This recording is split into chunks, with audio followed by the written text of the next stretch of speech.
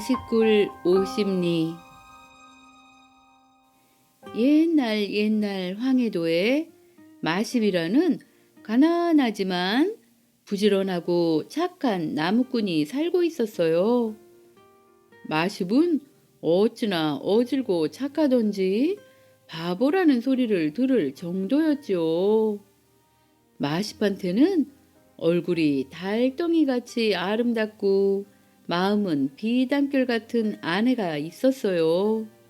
사람들이 모두 마십의 짝이 되기가 아깝구나 하고 말할 정도였지요. 하지만 마십과 부인은 가난해도 서로 사랑하고 아껴주며 행복하게 살고 있었지요. 어느 쌀쌀한 초겨울이었어요. 산으로 나무를 하러 간 마십은 뭔가 이상한 걸 발견했어요. 다가가서 가까이 보니 바위 옆에 웬 젊은 사냥꾼이 쓰러져 있었어요. 마십이 얼른 살펴보니 아직 가늘게 숨이 붙어 있었지요. 그래서 마십은 나무찜을 다 팽개쳐 버리고는 얼른 그 사람을 업고 부지런히 집으로 달려와 따뜻하게 아랫목에 눕히고는 정성껏 보살펴 주었답니다. 덕분에 그 젊은이는 가까스로 정신을 차릴 수 있었지요. 알고 보니 그 사람은 골 원님의 아들이었어요. 사냥을 하다가 길을 잃었는데 먹지도 못하고 험한 산을 헤매다 보니 쓰러지고 말았던 것이지요. 원님의 아들은 마십 부부의 정성 어린 보살핌으로 차츰차츰 원기를 회복했어요. 며칠이 지나자 이제 일어서서 걸을 정도가 되었지요. 그런데 원님의 아들이 마십의 집을 떠날 생각을 안 하는 거예요. 마십 부부는 나가라 할 수 없으니 하루 이틀 눈치만 살피고 있었지요. 그런데 원님 아들이 자기 집으로 돌아가지 않는 것은 다 이유가 있었답니다. 바로 마십의 아내에게 반해버린 것이에요. 그래서 집으로 돌아갈 수가 없었던 것이었답니다. 어느 날 마십이 나무를 하러 가자 원님의 아들은 달콤한 말로 마십의 아내에게 말했어요. 내가 태어나서 본 여인 중에 당신같이 아름다운 사람은 없었어. 당신같이 아름답고 귀한 여인이 이런 깊은 산 중에서 고생을 하며 살고 있다니 내 마음이 너무나 아파 당신을 두고 발길이 떨어지지 않아 집으로 갈 수가 없다오. 그러니 나와 함께 이곳을 떠납시다. 내가 이제 당신에게 부귀 영화를 안겨주리다. 이 말을 들은 마십의 아내는 벌떡 일어나서 그 사람에게 호통을 쳤어요. 아니, 그게 무슨 말입니까? 우리 남편이 죽을 뻔한 당신을 구해와 이렇게 살려주었는데 은혜를 원수로 갚아도 유분수지. 이럴 수가 있단 말입니까? 당장 이 집에서 나가세요. 그러니 원님 아들은 할 말이 없었지요. 그래서 마십의 집을 떠나 집으로 돌아왔답니다. 그런데 집에 돌아와서도 원님 아들은 자나 깨나 앉으나 서나 마십의 아내만 생각이 났어요. 집으로 돌아오니 마십의 아내를 볼 수가 없어 더 그리워졌죠. 어느 날 사또 아들은 솟아오르는 욕심을 참지 못하고 큰 장정을 여러 명 데리고 길을 나섰어요. 마십의 집에 도착해서는 다짜고짜 마십의 아내를 끌어내어 가마에 태웠답니다. 아무리 착한 마십이라지만 너무나 화가 나 소리를 질렀어요. 야, 이 배은 망독한 놈아! 죽어가는 놈을 살려줬더니 이게 무슨 짓이냐? 하지만 마십에게 돌아온 것은 몽둥이 찜질이었어요. 마십은 그만 만신창이가 되어서 쓰러지고 말았답니다. 그 모습을 보고 원님의 아들이 말했어요. 그래, 자네 은혜가 있으니 내가 기회를 주지. 저 바위를 50리만 뚫으면 너의 아내를 돌려주겠다. 이렇게 말하고는 먼지를 뿜으며 자기 집으로 달려갔답니다. 고지식한 마십은 그날부터 원님 아들이 말한 대로 바위를 뚫기 시작했어요. 그 모습을 보면서 사람들이 혀를 끌끌 찼지요. 누군가가 조롱반 위로반으로 말했어요. 그렇게 100날만 뚫어보게. 그럼 50리쯤 뚫을 수 있을 거야. 마십은 그 말에 용기를 내서 더욱 열심히 바위를 쪼기 시작했지요. 벌써 찬바람이 매서운 한겨울이었답니다. 찬바람이 불고 눈보라가 휘날렸지만 마십은 개의치 않았어요. 미친 사람처럼 바위에 매달려 쩡쩡 바위를 두드리기만 했지요. 마십은 하루가 지날 때마다 바위에 금을 그어 날짜를 표시했어요. 그 금이 딱 100개째가 되던 날 마십이 정을 들어 바위 한 곳을 꽝 때리자 갑자기 펑 소리가 나면서 구멍이 뻥 뚫렸어요. 그리고 그 안에 텅 빈 커다란 공간이 나타났답니다. 바위 뒤편에 원래 굴이 있었던 것이에요. 그 굴의 길이가 50리나 되었지요. 마실은 그 굴 속으로 달려 들어갔어요. 막 뛰어 굴 끝에 다다랐지요. 풀과 가시 덤불이 뒤엉켜 길을 막고 있었지만 마십은 맨손으로 그 덤불을 헤쳐내가며 갔지요. 그랬더니 환한 빛이 쏟아져 들어오며 사람 사는 마을이 나왔어요. 굴의 맞은편으로 나온 것이지요. 그런데 그곳은 다름 아닌 고을 원님집 뒤뜰이었답니다. 마침 거기에는 걱정이 가득한 마십의 부인이 있었어요. 마십은 얼른 아내의 손을 이끌고 굴로 들어갔답니다. 고지식한 마십이 뒤를 돌아보며 소리쳤어요. 나 마십이 약속대로 아내를 데리고 간다. 그 말을 들은 원님 아들이 소리쳤어요. 얼른 장정들을 불러 마십 부부를 잡아오너라. 명을 받은 장정들이 후다닥 굴에 뛰어들었죠. 그런데 바로 그 순간 굴의 천장이 우르르 무너져 내리면서 장정들은 돌무더기에 깔려 버렸답니다. 원님 아들은 얼른 마십네 마을로 가서 굴 입구를 지켰지요. 그런데 아무리 기다려도 마십 부부가 나오지를 않는 것이에요. 화가 난 원님 아들은 어디 한번 맛 좀 봐라 하면서 굴 속으로 불을 질렀답니다. 그런데 굴에 불을 지르자 이상한 일이 벌어졌어요. 갑자기 굴 안에서 물이 폭포처럼 쏟아져 나오더니 불을 꺼버리는 것이에요. 그런데 물이 얼마나 많이 나왔던지 원님 아들은 물에 휩쓸려 가서 죽고 말았답니다. 마십 부부는 그렇게 굴로 들어간 뒤로 아무도 볼 수가 없었지요. 황해도의 마십굴에 가면 지금도 계속 맑은 물이 흘러나오고 있답니다. 그리고 그 굴 옆에 바위에는 마십이 그어놓은 100개의 금이 뚜렷이 남아 있다고 합니다. 황지 장자못.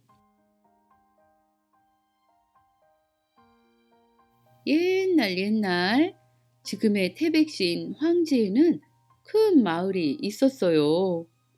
그곳은 사방이 산으로 둘러싸여 있어 사람들이 살기에 아주 좋았죠. 그 마을의 한가운데는 황지 연못이 있었는데 예전엔 그곳에 황씨 성을 가진 부자가 살고 있었답니다. 황 부자는 굉장한 부자여서 장자라고 불렸죠. 그렇지만 굉장히 인색한 데다 못된 짓도 많이 해서 사람들이 모두 싫어했답니다. 어느 날이었어요. 황 부자가 마구간에서 소똥을 치우고 있을 때였지요. 어떤 스님이 시주를 청하며 문 앞에서 목탁을 두드리기 시작했어요. 황 부자가 말했어요. 우리 집에는 시주할 게 아무것도 없으니 그만 가시오. 그런데 스님은 못 들은 척하며 계속 목탁을 두드리는 것이었어요. 황 부자가 말했어요. 아니, 아무것도 시주할 게 없다는데 왜 안 가고 남의 집 앞에서 이렇게 시끄럽게 한단 말이오? 그런데도 스님은 갈 생각을 않고 계속해서 시주를 해달라고 목탁을 두드렸답니다. 그러니까 화가 머리끝까지 난 황 부자가 외양간에서 치우던 소똥을 퍼서는 스님의 바랑에 담아버렸어요. 그제서야 스님은 소똥 넣은 바랑을 짊어지고 묵묵히 돌아섰답니다. 한마디 말도 없이 돌아서서 가는 스님을 보고 황 부자는 꺼림직한 생각이 들었지만 기분이 계속 나빴기 때문에 돌아서서 가는 스님에게 욕설까지 퍼부었죠. 그때 마음씨 착한 며느리가 문틈으로 그 모양을 지켜보다 한 걸음에 스님한테 달려가 시아버지가 포담은 소똥을 쏟아버리고 쌀을 담아드렸어요. 그리고 말했죠. 스님, 저희 시아버님이 잘못하셨습니다. 부디 저희 시아버님을 용서해 주십시오. 그러자 스님이 며느리에게 말하였어요. 이제 이 집의 운세는 다 했으니 살고 싶으면 나를 따라오시오. 스님의 말을 듣고 의심스러웠지만 며느리는 그 말에 따르기로 하고 조그만 보따리를 머리에 인 채 아이를 등에 업고 기르던 강아지도 함께 따라 나섰어요. 며느리와 스님이 황부잣집을 나와 언덕길을 오르고 있었는데 스님이 며느리에게 말하였어요. 지금부터 무슨 일이 일어나도 절대로 뒤를 돌아보아서는 안 돼요. 스님의 말이 채 끝나기 무섭게 두 사람의 등 뒤에서는 천둥 벼락이 치는 소리가 들리고 세상이 무너지는 듯한 굉음이 울리는 것이었어요. 그 소리는 그치지도 않고 계속해서 들렸는데 며느리가 들어보니 자신의 집 부근에서 나는 소리가 틀림없었지요. 뒤를 돌아보지 말라는 스님의 말이 있었기에 애써 참아가며 언덕을 오르던 며느리는 고개를 거의 올라가니 너무나 궁금해서 그만 뒤를 돌아보고 말았답니다. 그 순간에 며느리와 아이와 심지어 강아지까지 돌로 굳어버렸어요. 스님은 자신의 말을 지키지 못한 며느리의 마음을 안타까워하며 어디론가 사라졌죠. 그런데 천둥 벼락치는 소리가 나던 곳은 정말 황 부자의 집이었어요. 며느리와 손자가 스님을 따라 떠난 것도 모르고 마구간을 치우던 황 부자는 졸지에 마른 하늘에 날벼락을 맞게 된 것이었죠. 순식간에 집과 모든 재산이 땅속으로 가라앉기 시작했어요. 그동안 온갖 못된 짓을 했던 황 부자에게 하늘이 벌을 내리는 순간이었죠.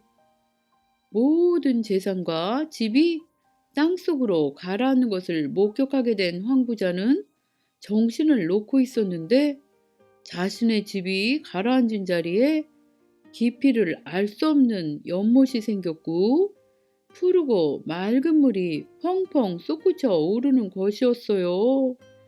그뿐만 아니라 황부자의 몸이 점점 이상하게 변하더니 글쎄 커다란 이무게가 된 것이었어요. 그때 하늘에서 소리가 들렸답니다. 너는 지금까지 온갖 못된 짓을 했으니 이제부터는 이무기가 되어 그 연못을 지키며 끊임없이 물을 만들어 많은 사람에게 그 물을 마실 수 있게 하여라. 이는 지금까지의 잘못을 뉘우치며 사람들에게 선행을 베품으로써 괴가천선하도록 하는 것이니라. 그 순간 이무기로 변한 황부자는 맑고 깨끗한 물을 계속해서 연못에 쏟아내었지요. 그리고 그 이후 많은 사람들이 이 물을 먹으며 살아가게 되었답니다. 아직까지도 황부자는 이무기가 되어 물을 만들고 있답니다. 금빛물 국화향. 옛날 깊은 산속의 어느 마을에 김도령과 정도령이라는 두 청년 선비가 살고 있었어요. 잘생기고 골격도 좋은 두 사람은 속세를 초월한 높은 이상을 가진 좋은 친구였답니다. 추수를 끝낸 어느 날 두 사람은 장차 산골짜기에 숨어 도를 이루는 공부를 할 것을 서로 다짐했어요. 그날 밤 두 사람은 꿈을 꾸었죠. 백호의 빛이 서쪽에서 오더니 그 빛 속에서 금빛발이 내려와 두 사람의 이마를 쓰다듬어주는 탕스러운 꿈이었어요. 이튿날 아침이었어요. 김도령이 말했답니다. 내가 지난밤에 꿈을 꾸었는데 아주 상스러운 꿈인 것 같네. 그러자 정도령도 말했어요. 아니 나도 어젯밤에 진귀한 꿈을 꾸었다네. 그래 자네는 어떤 꿈을 꾸었나? 서로 꿈 이야기를 주고받던 두 사람은 똑같은 꿈을 꾸었음에 감탄과 놀라움을 금치 못했지요. 그들은 드디어 깊은 산속 골짜기로 들어갔어요. 김도령은 북쪽에 판잣집을 만들어 살며 무념무상을 닦고 정도령은 남쪽에 돌무더기를 쌓아 집을 만들어 살면서 도를 이루는 공부를 하였답니다. 그렇게 3년이 지난 어느 날이었어요. 해가 뉘엿뉘엿 서산에 걸릴 무렵이었죠. 20살 정도 나이가 된 아름다운 낭자가 난초 향기를 풍기며 김두령이 살고 있는 판잣집으로 찾아 들었어요. 그녀는 말없이 글을 지어 하룻밤 묵어갈 뜻을 김도령에게 전했죠. 글을 읽은 김도령은 생각할 여지도 없이 한마디로 거절했어요. 이곳은 깨끗해야 하므로 그대가 머물 곳이 아니오. 지체하지 마시고 어서 다른 곳으로 가보시오. 낭자는 할 수 없이 정도령이 살고 있는 남쪽 바위로 찾아갔어요. 그대는 이 밤중에 어디서 온 것입니까? 제가 이 밤중에 갈 곳이 없으니 하룻밤만 묵어가게 해주십시오. 이렇게 깊은 밤에 가실 데가 어디 있겠습니까? 어서 안으로 드시지요. 새벽이 되자 낭자가 정도령을 부르는 것이었어요. 처사님, 제가 아기를 낳을 것 같으니 처사님께서 준비 좀 해주십시오. 정도령은 산에서 아기를 낳아야 하는 낭자가 너무나 불쌍하여 자리를 마련해 준 뒤 등불을 비치니 낭자는 이미 해산을 끝내고 목욕하기를 청하는 것이었어요. 정도령은 부끄러움과 두려움이 일었지만 어쩔 수 없이 물을 덮여 낭자를 통 안에 앉혀 목욕을 시키기 시작했죠. 그런데 갑자기 목욕통의 물이 금빛으로 변하며 국화향이 가득해지는 것이었어요. 그리고 갑자기 낭자가 신선으로 변하는 것이었습니다. 아니, 이게 어찌된 일입니까? 정도령이 놀라 크게 소리치니 신선이 조용히 미소를 지으며 말했어요. 우리 저사께서도 이 물에 목욕을 하시죠. 마지못해 신선의 말에 따라 금물에 목욕을 한 정도령은 깜짝 놀랐어요. 갑자기 정신이 상쾌해지더니 자신의 살결이 금빛으로 변하는 것이었어요. 신선이 정도령에게 말했어요. 나는 이 산의 산신령이라오. 저사의 공이 깊어 저사를 도와 도를 이루게 한 것입니다.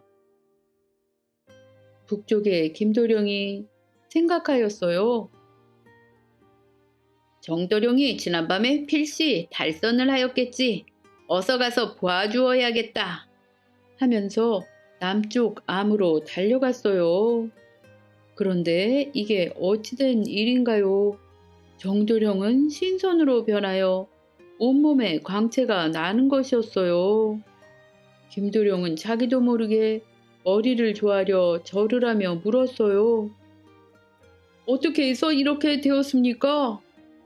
정도령은 사실을 다 이야기해 주었죠.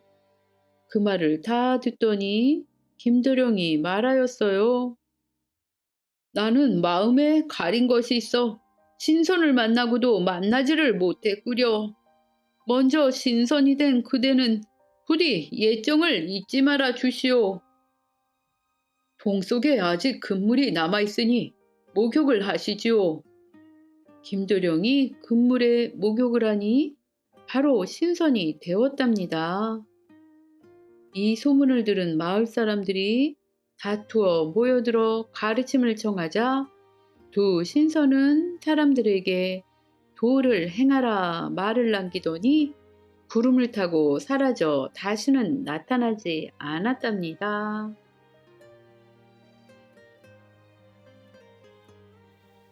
뒷집의 신용감. 옛날에 홀로 된 시어머니를 모시고 사는 부부가 있었답니다. 어느새 시어머니가 나이가 들어 거동하기가 힘이 들고 잔소리가 많아지니 며느리는 시어머니께 불만이 아주 많았지요. 어느 날 스님 한 분이 시주를 하라고 찾아왔어요. 할머니가 시주를 하면서 스님에게 물었지요. 스님, 어떻게 하면 극락에 갈 수 있습니까? 할머니, 나무아미타불을 하루에 30번만 외십시오. 그러면 극락에 틀림없이 갈 수 있습니다. 스님, 정말 그렇게 하면 갈 수 있단 말입니까? 나무아미타불이 뭐가 어렵습니까? 하루에 30번이 아니라 300번이라도 외울 수 있고 말고요. 고맙습니다. 자, 여기 시주를 받으세요. 이런 말을 듣고 며느리는 속으로 비웃었어요. 노인네가 이제 죽으면 극락에는 가고 싶은지 그렇게 인색하던 분이 시주를 저렇게 많이 하다니. 곡식 한 톨이나 밥풀 하나라도 낭비하면 잔소리가 그렇게 심하시더니 이제는 저렇게 인심을 쓰시네. 극락은 가고 싶으신 모양이지. 이렇게 생각하며 나무아미 타불이나 제대로 외웠는가 하고 생각했죠. 그런데 정말 시어머니가 물어보셨어요. 아까 스님이 뭐라고 외우면 극락에 간다고 했느냐? 나무아미 타불이요. 퉁명스럽게 며느리가 대답했어요. 그런데 몇 발자국도 못 가서 시어머니가 또다시 물어보는 것이에요. 아까 스님이 뭐라고 하면 극락에 간다고 했느냐? 이런 내가 이렇게 총기가 없어서. 아니, 시주를 그렇게 많이 하시고 들은 말을 그렇게 빨리 잊어버리시는 거예요? 그래, 그게 무슨 소리였냐? 자꾸 가르쳐 달라고 하니 며느리가 심술이 나서 말했어요. 뒷집의 신영감, 뒷집의 신영감, 이렇게 외우면 된다 하지 않았습니까? 그러니까 시어머니가 아이고, 외우기가 그렇게 쉬운데 내가 왜 잊어버렸을까? 아무려면 뒷집 호랍이 신영감을 내가 모를까? 이제는 잊지 말고 하루에 100번이라도 외워야겠구나. 그 후로 시간만 나면 할머니는 뒷집 신영감, 뒷집 신영감 하고 외워대는 것이었어요. 뒷집의 신영감, 뒷집의 신영감, 뒷집의 신영감. 이렇게 시어머니가 계속 외워도 며느리는 아무 말도 하지 않았답니다. 제대로 나무아미 타불이라고 하면 또 잊어버리고 귀찮게 자꾸 알려달라고 할 테니 그냥 가만 있었던 것이었죠. 그런데 시어머니가 뒷집의 신영감은 잊지를 아니하고 계속 외워대었어요. 그러니까 아들이 어머니가 뒷집에 신영감을 찾으니 깜짝 놀라게 되었죠. 아니, 어머니가 평소에 뒷집의 신영감을 그렇게 좋아하셨나? 이를 어쩌면 좋지? 죽은 사람 소원도 풀어준다는데 살아있는 어머니의 소원을 들어드려야 되는 거 아닌가? 해서 어머니에게 가서 물어보았어요.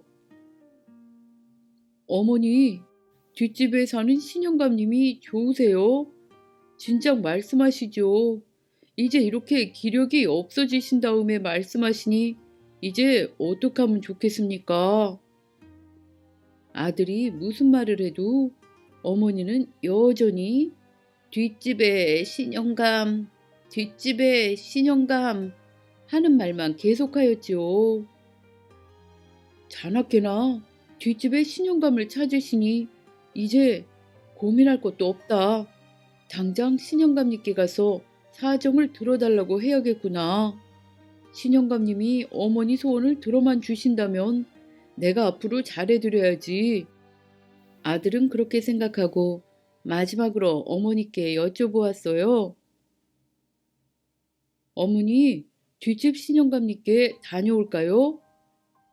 그런데도 어머니는 아무 말도 안 하고 뒷집에 신영감, 뒷집에 신영감 하는 말만 하였어요. 아들은 더 이상 미룰 수가 없었지요. 그래서 뒷집에 신영감님을 찾아가서 말했어요. 신영감님, 저희 어머니가 영감님을 마음에 두고 계신지를 제가 여태껏 몰랐습니다. 이제야 뒤늦게 마음을 표현하시니 어떻게 하면 좋겠습니까? 만약에 영감님이 괜찮으시다면 저희 어머니와 함께 계시지요. 이렇게 말하니 신영감님이 생각하였어요. 그렇게 쌀쌀 맞기만 하던 앞집 할머니가 나를 그렇게 생각하고 있었단 말인가? 이렇게 생각하니 눈물이 날 지경이었죠. 그래서 생각할 것도 없이 응낙하였답니다. 나도 외롭고 자네 어머니도 외로운 사람이니 늙은 나이에 서로 의지하면 얼마나 좋은 일인가. 내가 기꺼이 자네 말을 들어주겠네. 그래서 신영감님은 목욕을 한 뒤에 새 옷을 입고 조심스럽게 홀 어머니가 있는 방으로 들어갔어요. 그런데 신영감님이 들어가도 어머니는 신영감님을 본 적도 아니하고 뒷집에 신영감, 뒷집에 신영감, 뒷집에 신영감 계속 이렇게 말하는 것이었어요. 신영감님은 기쁘기도 했지만 한편 이상했죠. 이렇게 자기를 찾을 줄은 꿈에도 몰랐으니 기쁘기도 하였지만 정작 찾아왔는데도 쳐다보지도 않고 계속 자기 이름만 불러대니 이상하였던 것이었죠. 그래서 말을 하였어요.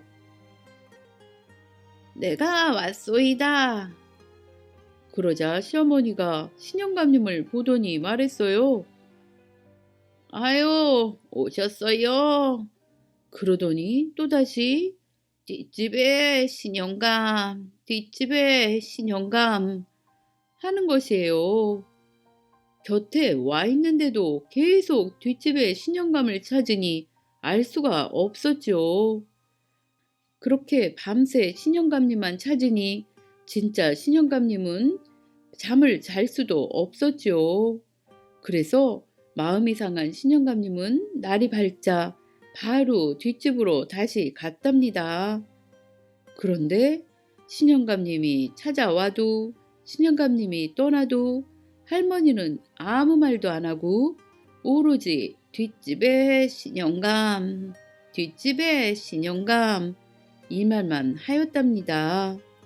그렇게 신영감님이 화가 나서 떠나니 이제 다시 신영감님을 부를 수도 없었지요. 그렇게 세월이 흘러갔어요. 할머니는 계속 뒷집에 신영감을 외우시다 저승에 가게 되었답니다. 염라대왕님은 할머니를 극락에 보냈어요. 염불을 하는 동안엔 죄를 지을 수가 없지 않느냐. 이렇게 일관성 있게 극락 가기를 기원하며 살아왔으니 극락에 갈만하구나. 이렇게 말을 하였죠. 그리고 세월이 흘러 아들이 죽어 저승에 오게 되었어요. 그러자 염라대왕님이 말하였어요. 늙으신 어머니가 엉터리 나무아비 타불을 웬 줄을 모르고 그것이 신영감에 대한 어머니의 사모하는 마음인 줄 알고 몇 번이나 신영감을 불러 한 방에 들게 한 것은 진정한 효도가 분명하도다. 그 마음은 효심이었으니 극락에 갈만하구나. 이렇게 염라대왕님은 아들도 극락에 보내주었답니다. 그리고 얼마 후에 며느리가 저승에 오게 되었어요. 염라대왕님이 말했어요. 너는 시어머니를 속이고 남편을 속이고 신영감을 골탕 먹였도다. 처음에 잘못된 것을 가르쳐 준 것도 죄요. 그것을 몇 번이나 시정을 할 수 있었는데도 줄곧 방치하여 여러 사람을 못살게 굴었으니 그것도 죄인이라. 사람이 한때 부모에게 잘못하는 경우가 어찌 없겠느냐마는 줄곧 회개하지 아니한 것은 용서할 수 없는 죄인이라. 너는 지옥으로 갈 것이다. 며느리가 말했어요. 그렇지만 지옥에 가는 것은 너무하지 않습니까? 무슨 말을 하는 것이냐? 지옥보다 더 나쁜 데가 있다면 나는 너를 그리로 보내고 싶다. 부모를 속인 죄, 남편을 속인 죄, 이웃을 속인 죄, 이것을 아직도 모른다는 말이냐? 자기는 잘못인 줄 알면서 잘못인 줄 모르는 사람을 깨우쳐주지 아니하는 것은 처음부터 잘못을 모르고서 잘못하는 것만 못하도다. 남의 실수를 즐기는 것이 지옥에 갈 죄라는 것을 몰랐느냐? 며느리는 그렇게 지옥에 가게 되었답니다.